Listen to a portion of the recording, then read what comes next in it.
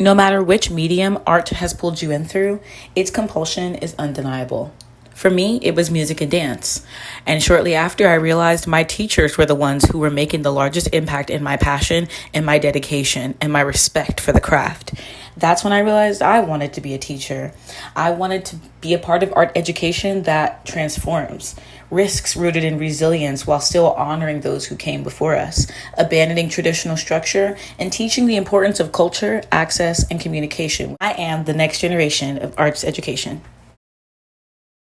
Hi everyone, my name is Miss Adriana. I love music and dance, and I've been a teaching artist for about 6.5 years. I've taught at Karamu House in Cleveland, Ohio. I taught at Beck Center for the Arts, and I also most recently got done teaching at Rady Institute. So I really have learned a lot in between those experiences. I gained a lot of knowledge about observation, communication, common themes that could be looked at as positive and negative when it comes to nurturing and teaching students successfully in arts education. Although I'm this close to getting my degree, it sounds shocking considering all of the teaching artist experiences I've had. I think that this is what has powered me to be able to get these jobs, sign the contract despite me pursuing my degree. And I will say that college is one of the main reasons that I was even able to get these experiences without having the degree. Being able to say, I am currently pursuing this, here's my resume, here's what I have done, here's what I'm capable of doing, I'm a fast learner. That's what was able to get me where I am today. I just wanted to put that out there for people. If you find yourself struggling to communicate with your students, whether it be verbally or your teaching methods and your teaching philosophy, there's a few things that I learned that I had to do in order to be successful in translating my message, whether it be my personal message through my teaching philosophy or the message of the actual piece of what we're working on. We have to factor in what is going on in today's world and in today's society. We cannot just say that to our peers and to our loved ones as we leave our teaching facilities and not do anything about it. That can't be above us. That is our job as a teaching artist or a full-time teacher, specifically within the arts, to be able to understand what's going on in the times and figure out how can we incorporate that into the work that we're doing so that the students can not only understand what we are doing, but build a passion for it so that they can take our place when we are no longer doing this work. Step one, evaluate the room. And that goes with what we were just talking about. I've taught in various teaching settings where sometimes I'm teaching in a very upper echelon, I guess you should say, or more affluent area. So the students, they learn quickly. The way that they deal with conflict and the way that they even disrespect people is much different than if you're teaching in an inner city community. If you haven't had the experience to teach around different students, you need to be open to that. You need to be open to experiencing different communities of students and evaluating what might be going on in their school community, in their home life, and in their friendships, because that's going to affect how they show up in their classes, specifically in their arts education classes. If this is a passion of ours, be able to funnel that with this group of people that this is my passion. What would resonate with them best? And that's going to go into step number 2, which is plug and play. My philosophy with modern day students is history. Dance history is extremely interesting to me, so I use that in a lot of my modern dance classes. I was always going to say lectures because sometimes I talk a lot and I don't know how I do it, but I get the kids, they're really listening, and I truly believe it's because of this plug and play method that I do, where I get them to want to listen to things that they might consider boring by connecting it to things that might be going on in their world today. I love to talk about Martha Graham and how she didn't want to do ballet anymore. I talk about it in this very short and sweet way. She looked at my ballet and said, I don't want to do this anymore. This isn't me. You know how in High School Musical when Gabriella was like, "This, I can't do this anymore. I gotta go my own way." Like, and they're like, yeah. I'm like, that's literally how she was feeling when it came to ballet. And she said, I want to take these ballet shoes off. I want to have my bare feet. I want to wear flowy clothes. So I'm telling them the story about what happened with dance, right? And why that was important.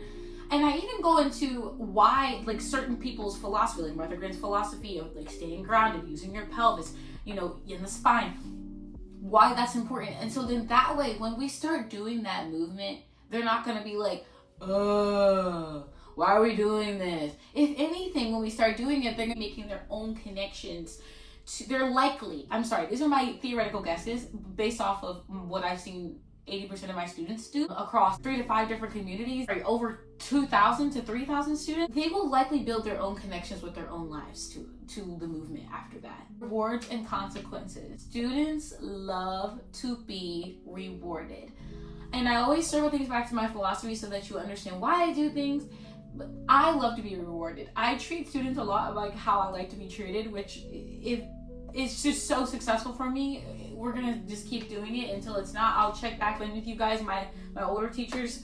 You're maybe laughing at me, but I'm strict. So I'm strict. I'm hard on myself as well. So that's kind of where that comes from. If the student is doing exceptional things, they're going above and beyond, call them out positively. Give them a piece of candy. Tell them that they're doing great. You need to comment on those things, because nowadays, with social media affecting people's self-esteem and the way that parents are depending on digital devices to raise their children, it's really important that they have at least one person outside of the home that can verbally confirm that they are doing well. That is their evidence at a young age that they are doing okay. We have to build the confidence. They cannot just show up that way. And maybe it's because I'm a modern dance teacher, I have a little bit different of a philosophy, but that is just how I feel. Same thing goes with consequences. I tell my students, I'm a big get out. I'm a big get out girl at a young age. If my students aren't listening, especially since I am such a big rewards person and I love giving compliments, if I give you a compliment for doing well and then you are not listening, you're talking, or you walk out of class or something like that, I'm gonna look at you and I'm gonna say, get out. You're gonna think, oh, well, Miss Adriana, they're gonna walk away. They might, but at the same time, because of the classroom culture that we built, they want to be in class. They're upset that they have to leave. 1 out of 10 times that they leave and they're like, okay. The rest of the times, it is the students, we're arguing now because they don't want to leave. They're like, why? Because more about they took advantage of the space that they're being offered, right? And the opportunities that, and experiences that they're being able to participate in. This might be a very loose thing, so apply more or less discipline to each number as you feel necessary. The show must go on. And all of them connect, right? So you're always gonna have that one student that, okay, I am gonna walk out. I am gonna call my mom. I don't care. Cool. Good for you. Anyways, 5, 6. Look, some of my favorite students and best students, they love me because I do that. They love me because I'm not entertaining your Bolshevik, okay? I have work to do. I'm trying to put an entire modern piece on 8-year-olds. Y'all don't know what you're doing. We gotta spend double or triple the time on technique just so you can look decent, okay? You acting a fool is out of my pay grade. I'm a dance teacher. I can't. There's only so much I can do. You can barely count to 8. Love my students though. Make culture cool and fun. You gotta find a way to make not just culture of what's going on in the world, but culture, the dance culture, the dance etiquette. You have to make it seem cool. You have to make it seem fun. You have to make it you're almost selling them something nowadays, especially because that's the culture. They're going online, they're buying something. Can I have this? TikTok shop, Roblox this. What are you selling them? Oh, I'm selling you a better future. I'm selling you the opportunity to be a leader faster than everybody else. That's what I tell them. Oh, you want to be a TikToker? This is only going to help you be more dedicated, more time efficient. You need to tell them the reality of what they're doing. Even if they're not taking it seriously, tell them that this is an opportunity of a lifetime. Most people, most students do not get a chance to take dance classes. You need to let them know that. Make it cool. Make it fun. Show off. Show them what you're capable of doing. Hit those pirouettes. Jeté. Hit the leg hold. Hit a tilt. Do a back bend. Show them the work that you're doing. Show them your YouTube channel. Show them your latest performance. Show them all the trophies that you earned when you were their age. Connect with them on a level where it's dang, I didn't know Mrs. Such and Such had it like that. That's what got me into it. Everyone would always talk about plus size dancers, this plus size dancers. I'm like, what are you talking about? My contemporary teacher that I grew up with was over 200 pounds and she was hitting splits and cartwheels and jetés and all the other things. And And she was pregnant too. She was one of my first dance teachers, so I never in my life, that was my reality. I never thought it wasn't possible. I would go in other studios, I would go online, I'm like, what? Whoa. Because that was her classroom culture. Last but not least, this is the one that if students are watching, they're gonna say, finally, Miss A, you're finally making some sense out here. I can relate to this. And this is give them space.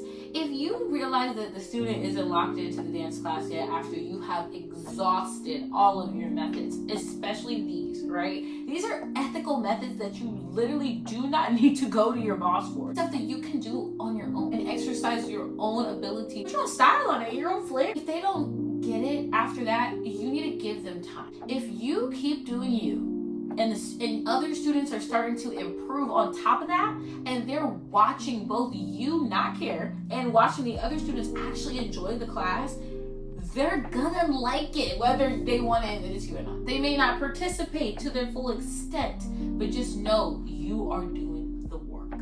They are being impacted. Whether or not they use it in the way that we see fit is what you need to be okay with releasing. Okay, so that's all I have for you today, and I hope you have a great rest of your day, and yeah, dance away.